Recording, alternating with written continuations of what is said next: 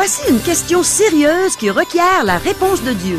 Est-ce que tout être humain devra passer en jugement devant Dieu un jour? Les Saintes Écritures vont nous donner la réponse dont nous avons tous besoin aujourd'hui même à l'émission À travers la Bible.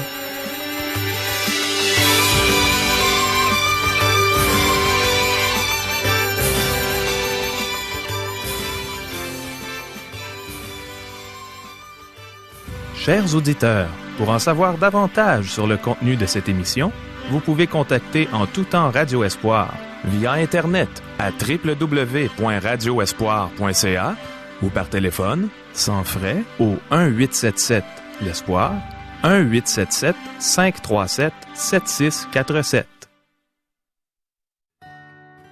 Bonjour, ici Caro. Qu'on soit chrétien ou non, je crois qu'on a tous grandement besoin de l'enseignement qui va suivre les questions que voici. Pouvons-nous juger les actions de Dieu? Est-ce que la désobéissance envers Dieu peut entraîner des conséquences graves? Y a-t-il des chrétiens qui essaient de faire passer leur désobéissance pour des projets pieux? Est-il facile pour un être humain, chrétien ou non, de chercher à justifier sa conduite quand il est dans l'erreur? Sommes-nous tous portés à blâmer les autres pour nos erreurs? Pourquoi Dieu a-t-il rejeté le roi Saül? Qu'est-ce qui fait de nous des amis de Dieu? Pouvons-nous plaire à tout le monde et plaire à Dieu en même temps? Est-ce que Dieu jugera tout le monde un jour? Restez avec nous. On va avoir la réponse à chacune de ces questions dans quelques instants. Le pasteur Jean Joly a ouvert sa Bible et il est prêt à nous enseigner ce qu'elle dit. Demandons à Dieu qu'il nous aide à saisir l'importance de ce qu'il va nous dire. Prions. Oh Seigneur, oui, on veut saisir l'importance de tout ce que tu vas nous dire par la bouche de ton serviteur aujourd'hui. Aide-nous à être bien attentifs, à ne pas être distraits par notre quotidien ou par quelque élément autour de nous. On veut être concentrés sur toi, sur ta parole. Enseigne-nous, mon Dieu. Amen. À toi, Régent. Merci, Caro. Chers amis, à la dernière émission, nous avons vu Saül prendre le crédit pour 2 victoires. 2 victoires militaires obtenues grâce au courage et à la foi de son fils Jonathan. De plus, il s'est approprié les fonctions de prêtre en offrant des sacrifices, ce qui ne lui était pas permis de faire. En effet, seuls les Lévites pouvaient faire le service dans le tabernacle et offrir des sacrifices. Nous avons commencé à voir Saül sous son véritable jour. Aujourd'hui, nous allons voir que Saül ne se préoccupait pas d'accomplir la volonté de Dieu, mais qu'il se rebellait contre celle-ci. De plus, il demandera à Samuel de l'aider à masquer le fait que Dieu l'a rejeté comme roi d'Israël. Nous allons aussi remarquer que Samuel aimait Saül et qu'il fut peiné de son rejet par Dieu. Dans cette émission, Dieu va demander à Israël d'exterminer le peuple d'Amalek et son roi Agag. Pourquoi Dieu prononce-t-il une condamnation aussi sévère sur ce peuple? Nous trouvons la réponse dans le livre d'Esther. Aman, qui a presque réussi à faire massacrer le peuple d'Israël, était un Amalécite. Dieu connaissait le cœur de ce peuple, qui fut manifesté une première fois alors qu'il a attaqué Israël sans raison et sans provocation, peu de temps après que les Hébreux sortirent d'Égypte. Cette histoire, nous l'avons dans Exode, chapitre 17, versets 8 à 16. Alors que nous poursuivons notre étude de la vie de Saül, nous voyons qu'il est un homme qui marche selon les voies de Satan. Je ne pense pas que nous soyons injustes envers lui, en affirmant une telle chose. Personnellement, je ne pense pas qu'il était sauvé, et je crois qu'il était un hypocrite. Il s'est posé en homme de Dieu, mais il n'en fut jamais un. Il a toujours nié ses fautes, surtout lorsqu'il a épargné Agag. Chers amis, débutons notre lecture de 1 Samuel chapitre 15, versets 1 à 3. Samuel dit à Saül, « C'est moi que l'Éternel a envoyé pour t'oindre roi sur son peuple, sur Israël. Écoute donc ce que dit l'Éternel.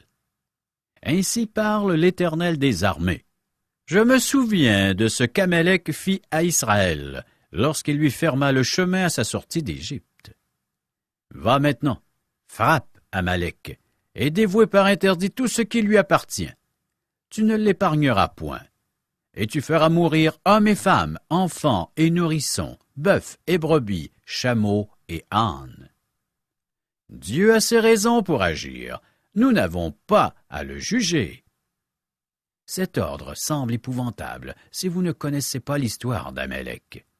Moïse, qui était à la tête d'Israël lorsque les événements se produisirent, rappela l'épisode pour la nouvelle génération dans le livre du Deutéronome, chapitre 25, versets 17 à 19, dont voici la lecture. Souviens-toi de ce que te fit Amalek pendant la route, lors de votre sortie d'Égypte, comment il te rencontra dans le chemin et, sans aucune crainte de Dieu, tomba sur toi par derrière, sur tous ceux qui se traînaient les derniers, pendant que tu étais las et épuisé toi-même. Lorsque l'Éternel, ton Dieu, après t'avoir délivré de tous les ennemis qui t'entourent, t'accordera du repos dans le pays que l'Éternel, ton Dieu, te donne en héritage et en propriété, tu effaceras la mémoire d'Amalek de dessous les cieux. Ne l'oublie point. Si Dieu avait permis à ce peuple de vivre, il aurait probablement causé plus de troubles que nous pourrions imaginer.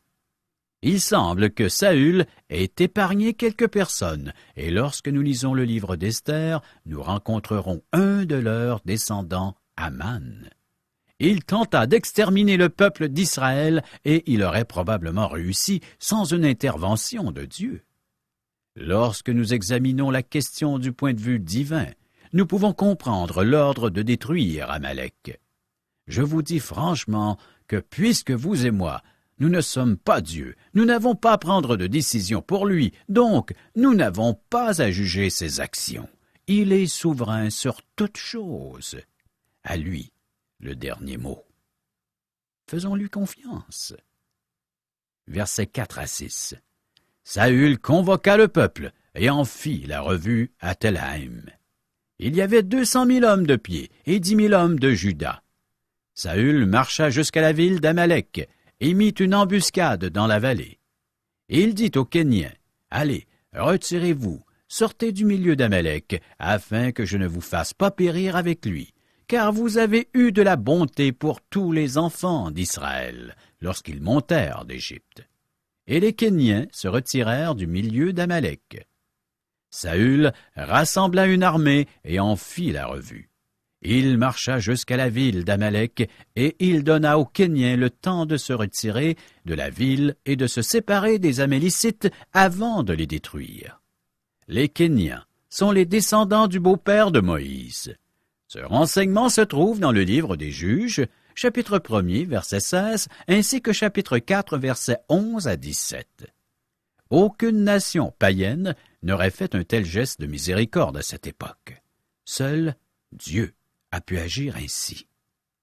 Verset 7. Saül bâtit Amalek depuis Havila jusqu'à Shur, qui est en face de l'Égypte. Jusqu'ici, Saül suit parfaitement les instructions de Dieu. Poursuivons, versets 8 et 9.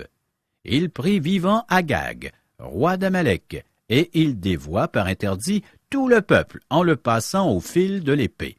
Mais Saül et le peuple épargnèrent Agag, et les meilleures brebis, les meilleurs bœufs, les meilleures bêtes de la seconde portée, les agneaux gras et tout ce qu'il y avait de bon. Ils ne voulurent pas le dévouer par interdit, et ils dévouèrent seulement tout ce qui était méprisable et chétif. Saül a pensé que ce serait un gaspillage que de détruire les meilleures bêtes. De plus, il a épargné Agag, le roi des Amalicites. Saül n'avait pas le droit de l'épargner, pas plus qu'il avait le droit d'épargner les plus humbles parmi le peuple. La nation d'Amalek était méchante, et son roi, plus que tout autre, aurait dû être jugé et exécuté à ce moment-là. De plus, Saül n'avait pas le droit de conserver les meilleures vaches. Cela donne l'impression qu'il a fait ce massacre dans le but de s'enrichir en pillant les biens d'Amalek. Dieu avait interdit de garder quoi que ce soit. Les Israélites exerçait un jugement à la demande de Dieu, et non pas pour s'enrichir. Et toi, pour qui fais-tu tel ou tel acte? Pour toi ou pour Dieu? Versets 10 et 11. L'Éternel adressa la parole à Samuel et dit, « Je me repens d'avoir établi Saül pour roi, car il se détourne de moi, et il n'observe point mes paroles. » Samuel fut irrité, et il cria à l'Éternel toute la nuit. Non seulement le peuple choisit-il Saül, mais Samuel en fit autant. Le prophète aimait Saül, et il voulait que celui-ci devienne un bon roi. Je pense qu'il souhaitait davantage le succès de Saül que celui de David. Cependant, Dieu a rejeté Saül, et Samuel, qui sert Dieu, doit suivre les instructions de Dieu. Saül a désobéi à Dieu, et il devra faire face à un jugement. Versets 12 et 13. Il se leva de bon matin pour aller au-devant de Saül, et on vint lui dire, « Saül est allé à Carmel, et voici, il s'est érigé un monument. » Puis il s'en est retourné, et passant plus loin, il est descendu à Gilgal. Samuel se rendit auprès de Saül, et Saül lui dit, « Sois béni de l'Éternel, j'ai observé la parole de l'Éternel. » Saül affirme qu'il a obéi à Dieu. Mais notez la réponse de Samuel. Versets 14 et 15. Samuel dit, « Qu'est-ce que donc que ce bêlement de brebis qui parvient à mes oreilles, et ce mugissement de bœuf que j'entends? » Saül répondit, « Ils les ont amenés de chez les Amélicites, parce que le peuple a épargné les meilleures brebis et les meilleurs bœufs, afin de les sacrifier à l'Éternel, ton Dieu. Et le reste, nous l'avons dévoué par interdit. Cherchons-nous à donner une apparence pieuse à notre désobéissance? » Notez le langage de Saül alors qu'il tente de camoufler sa désobéissance. Selon Saül, il avait une raison pieuse pour épargner les meilleures bêtes. Il voulait de belles bêtes afin de les sacrifier à Dieu. Bien entendu, c'était une tentative pour maquiller sa désobéissance en action pieuse. Nous trouvons la même hypocrisie dans notre culture contemporaine. Je trouve assez amusant lorsqu'un fabricant de boissons alcoolisées ou de cigarettes fait un don généreux pour l'aménagement d'un parc public ou fait une levée de fonds pour venir en aide à ceux qui ont le cancer du poumon. C'est une générosité qui masque l'intention réelle de ces fabricants, soit que tous soient accros à ces produits. Des bidous. Emmenez-en de l'argent. De nombreux chrétiens essaient de faire passer leur désobéissance pour un projet pieux. Nous sommes tous plus ou moins coupables de cela. J. Vernon McGee, l'auteur des textes que nous traduisons et adaptons, racontait que lorsqu'il a débuté dans le ministère, alors qu'il était un jeune homme, il conduisait une vieille automobile. Le jeune pasteur en était heureux, et il aimait la conduire, quoique la congrégation fût embarrassée du fait qu'il conduisait une vieille bagnole. Un jour, il a rencontré une fille qu'il trouvait de son goût, et il a commencé à prier pour une nouvelle automobile. Dans sa prière, il disait à Dieu qu'il avait besoin du véhicule pour visiter ses paroissiens. Honnêtement, a raconté M. McGee, ce n'est pas le ministère des visites qui m'inquiétait. Je désirais une belle voiture pour impressionner la jeune dame. Il est très facile pour un être humain, chrétien ou non, de justifier sa conduite. Lorsque Samuel confronta Saül avec sa désobéissance, notez qu'il blâma le peuple. Il a dit, « Le peuple a épargné les meilleures brebis et les meilleurs bœufs. » Cependant, le texte précise que c'est Saül et le peuple qui épargnèrent Agag et les meilleures bêtes. Saül était le roi, donc le grand responsable. Revenons à notre texte. 1 Samuel chapitre 15, versets 20 et 21. Saül répondit à Samuel, « J'ai bien écouté la voix de l'Éternel, et j'ai suivi le chemin par lequel m'envoyait l'Éternel. J'ai amené Agag, roi d'Amalek, et j'ai dévoué par interdit les Amalicites. Mais le peuple a pris sur le butin des brebis et des bœufs comme prémisse de ce qui devait être dévoué, afin de les sacrifier à l'Éternel, ton Dieu, à Gilgal. Blâmons-nous les autres pour nos erreurs? Saül affirme qu'il a obéi à Dieu. Notez qu'il ne dit pas « mon Dieu » ou « notre Dieu », mais « ton Dieu », le Dieu de Samuel. Il refuse de reconnaître sa désobéissance et il rejette tout blâme personnel.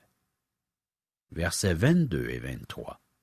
Samuel dit: « L'Éternel trouve-t-il du plaisir dans les holocaustes et les sacrifices, comme dans l'obéissance à la voix de l'Éternel?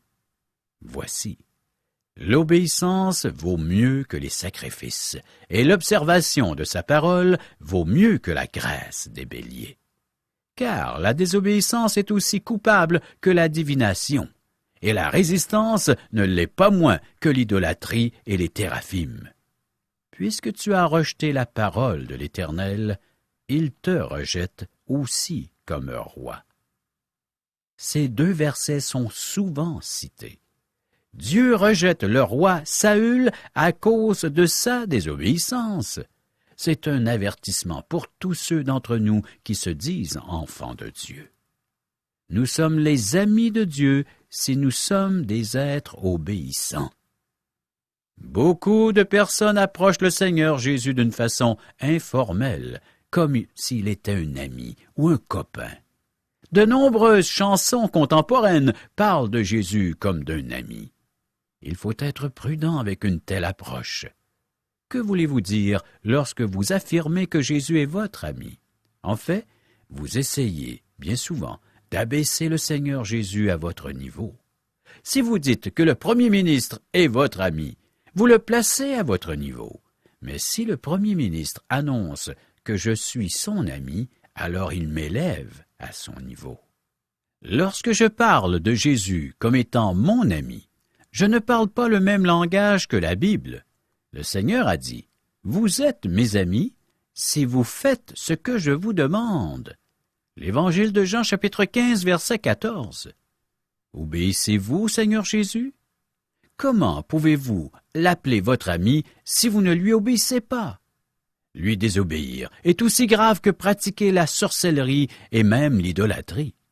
C'est de la rébellion contre Dieu. Lorsque vous rencontrez une personne totalement désobéissante à Dieu, vous êtes presque obligé de conclure qu'elle n'est pas sauvée. Je ne dis pas que les œuvres contribuent au salut, mais j'affirme que si vous êtes un enfant de Dieu, si vous connaissez le Seigneur Jésus intimement, vous lui obéirez. De plus, le Seigneur Jésus a dit, « Si vous m'aimez, gardez mes commandements. » Jean chapitre 14, verset 15. Être un enfant de Dieu, c'est connaître le Seigneur Jésus personnellement. C'est ce qui distingue le christianisme des autres religions. Tu peux être bouddhiste sans connaître Bouddha. Tu peux être un disciple de Confucius sans le connaître. Tu peux être membre d'une religion sans en connaître le fondateur. Cependant, il est impossible d'être chrétien sans connaître le Seigneur Jésus. Le connaître, c'est la vie éternelle. Jean chapitre 17, verset 3. Revenons à notre texte, 1 Samuel chapitre 15, verset 24. Alors Saül dit à Samuel, « J'ai péché, car j'ai transgressé l'ordre de l'Éternel, et je n'ai pas obéi à tes paroles. Je craignais le peuple, et j'ai écouté sa voix. Essayons-nous de plaire à tous ou de plaire à Dieu? » Voyez ce qui motivait Saül. Il voulait plaire au peuple, donc il lui accordait ses désirs. Bien des personnes sont ainsi, ne voulant déplaire à personne, ils veulent plaire à tous. Est-ce possible? Des prédicateurs essaient de plaire à tous, de plaire à la foule, afin d'y retirer gloire. C'est aussi le cas de Saül. Et voilà qu'après une rencontre avec le serviteur de l'Éternel, Samuel, Saül confesse son péché, mais ce n'est pas une véritable repentance. Il n'est pas sincère. Versets 25 à 29. Maintenant, je te prie, pardonne mon péché, reviens avec moi, et j'adorerai l'Éternel. Samuel dit à Saül, je ne retournerai point avec toi, car tu as rejeté la parole de l'Éternel, et l'Éternel te rejette, afin que tu ne sois plus roi sur Israël. Et comme Samuel se tournait pour s'en aller, Saül le saisit par le pan de son manteau, qui se déchira. Samuel lui dit, l'Éternel déchire aujourd'hui de dessus toi la royauté d'Israël, et il la donne à un autre, qui est meilleur que toi. Celui qui est la force d'Israël ne ment point et ne se repent point, car il n'est pas un homme pour se repentir. Dieu a fait monter Saül sur le trône, mais à cause de son péché, il va l'écarter de la royauté. Il semble que Dieu ait changé d'idée, mais en fait ce n'est pas le cas. Ce n'est pas Dieu qui a changé, mais Saül. Saül a péché, et Dieu va agir en conséquence. Versets 30 et 31. Saül dit encore, « J'ai péché. Maintenant, je te prie, honore-moi en présence des anciens de mon peuple et en présence d'Israël. Reviens avec moi, et j'adorerai l'Éternel, ton Dieu. » Samuel retourna et suivit Saül, et Saül adora l'Éternel. La repentance de Saül n'est pas sincère, elle n'est pas véritable. Il veut simplement sauver la face devant le peuple. Il ne veut pas qu'on sache que Dieu l'a rejeté. Il voulait se repentir, mais ne pas avoir à subir les conséquences de sa désobéissance. Saül est un hypocrite. Versets 32 et 33. Puis Samuel dit, « Emmène-moi Agag, roi d'Amalek. » Et Agag s'avança vers lui d'un air joyeux. Il disait, « Certainement, l'amertume de la mort est passée. » Samuel dit, « De même que ton épée a privé des femmes de leurs enfants, ainsi ta mère entre les femmes sera privée d'un fils. » Et Samuel mit Agag en pièces devant l'Éternel à Gilgal. Dieu jugera le monde, chers amis. Ceci peut nous sembler sévère, mais Dieu est Dieu. Il est un Dieu de jugement et il jugera les mauvaises actions. Je suis heureux parce que Dieu jugera le monde. Je loue Dieu de ce que personne ne s'en tirera pour ses mauvaises actions. Il se peut que certaines personnes puissantes pensent s'en tirer malgré leur malhonnêteté, leur meurtre, leur adultère, mais ce ne sera pas le cas. Dieu nous jugera tous. Personne ne s'en tirera, et nous devons l'affirmer clairement de nos jours. C'est ce que nous lisons en toutes lettres dans l'Épître aux Romains, chapitre 2, versets 5 et 6.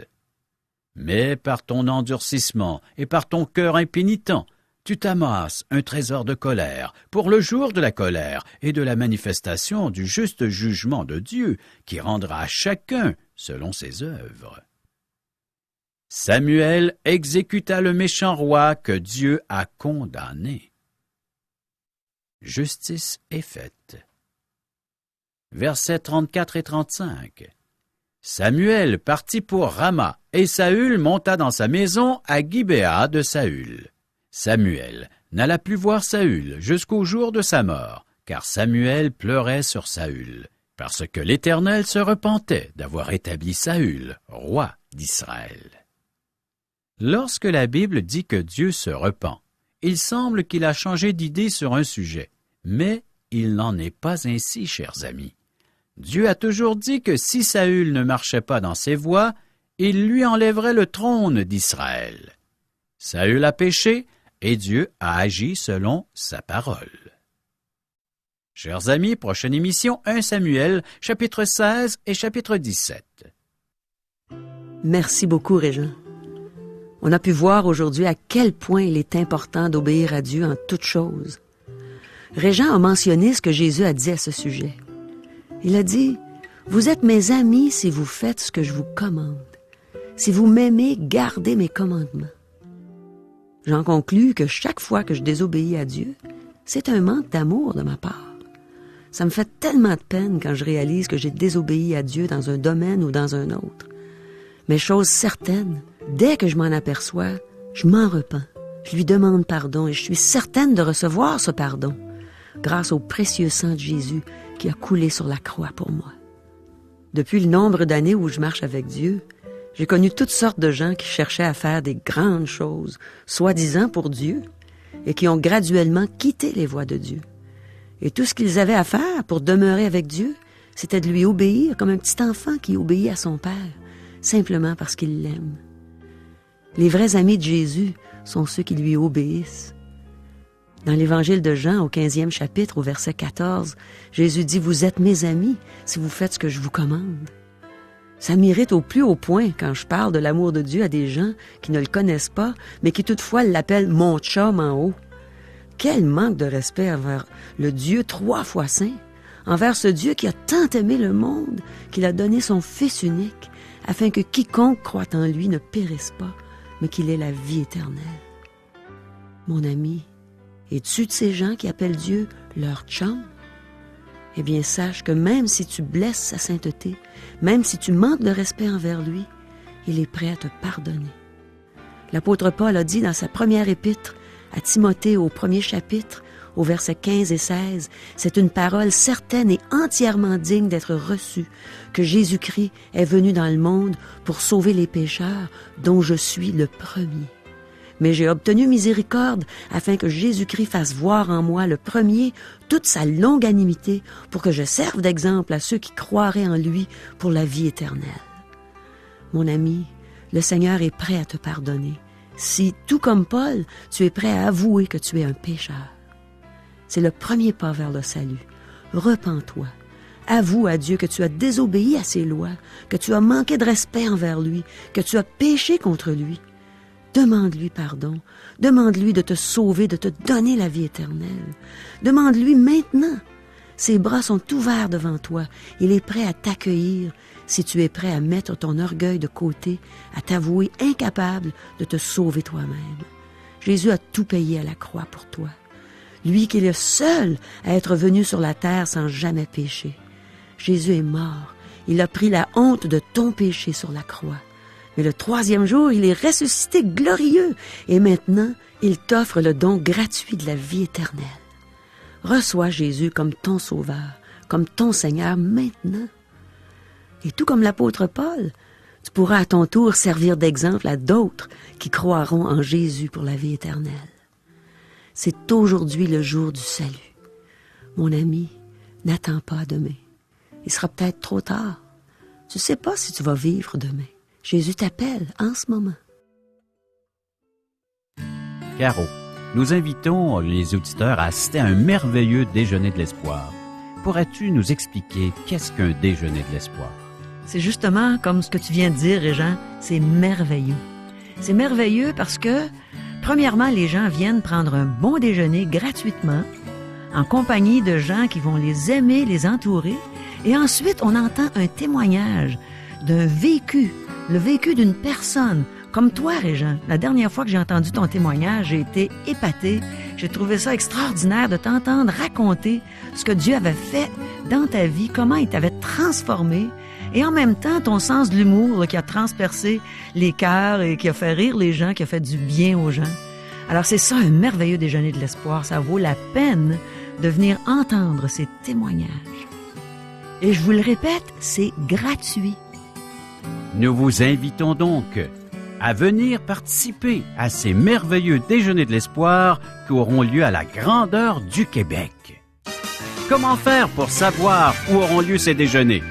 Vous pouvez nous rejoindre par téléphone 1-877-L'Espoir, 1-877-537-7647 ou via courriel à www.radioespoir.ca ou à notre adresse postale. Radio Espoir, casier postal 34143, Charlebourg, province de Québec, le G1G 6P2. Au revoir. Bye bye.